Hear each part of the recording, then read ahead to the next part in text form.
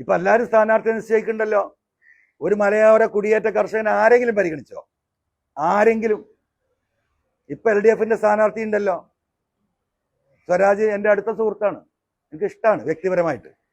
പക്ഷേ ഈ പിണറായിസത്തിന്റെ കേരളത്തിലെ ഏറ്റവും വലിയ വക്താവാണ് ആര്? ഈ സ്വരാജ് അല്ലേ? പിണറായിസത്തെ താലോലിക്കുന്നതിൽ മുൻപന്തിയിലല്ലേ സ്വരാജ്? ഈ വന്യമൃഗ പ്രശ്നങ്ങൾ മുഴുവൻ, ഞാൻ നിലമ്പൂർക്കാരനാന്ന് പറയുന്നുണ്ടല്ലോ, ഈ വന്യമൃഗ വിഷയങ്ങൾ മുഴുവൻ ഉണ്ടായിട്ട് നിലമ്പൂരിലേക്ക് കടന്നു വന്ന് ഈ ഗവൺമെന്റിന്റെ അടുത്ത് പോരായ്മയുണ്ടെന്ന് സൂചിപ്പിക്കാനെങ്കിലും ഈ പറയുന്ന M സ്വരാജ് തയ്യാറായിട്ടുണ്ടോ? നിലമ്പൂരിലെ ജനങ്ങളൊന്ന് പറയട്ടെ, ജനങ്ങളൊന്ന് പറയട്ടെ. ഉണ്ടായിട്ടില്ലല്ലോ.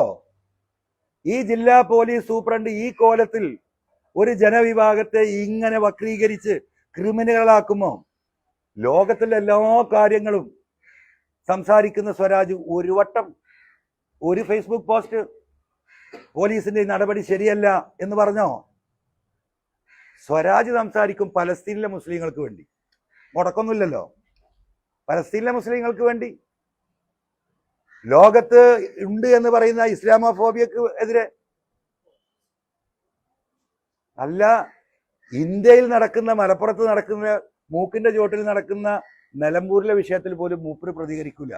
അപ്പം ഈ പറയുന്ന 921 നടന്ന കാര്യങ്ങളൊക്കെ പ്രസംഗിക്കും. അതിപ്പം CPM ചെയ്തുകൊണ്ടിരിക്കരുത്. CPM എന്താ പറയാ, EMSന്റെയും AKGയുടെയും കൃഷ്ണപിള്ളയുടെയും ഒക്കെ വലിയ സേവനങ്ങൾ, ഇവിടുത്തെ ഭൂപരിഷ്കരണ നിയമങ്ങൾ അവരൊക്കെ പറയും, മുടക്കില്ലല്ലോ.